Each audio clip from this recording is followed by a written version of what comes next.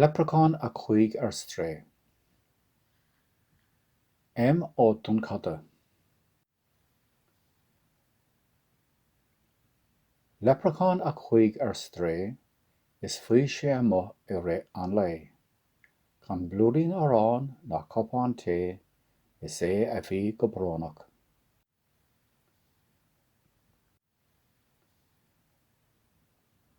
Cé thiocfaidh air is é na lí go tuiseach tain is gan ann choirí, ach casúr beag a ghabhann tlí a thug dó bí a gháin.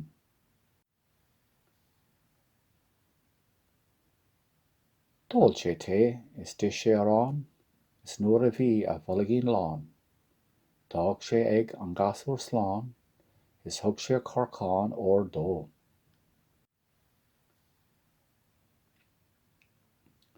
Leabhar Cormac. Leipreachán a chuaigh ar strae. Leipreachán a chuaigh ar strae is faoi sé amuigh i rith an lae.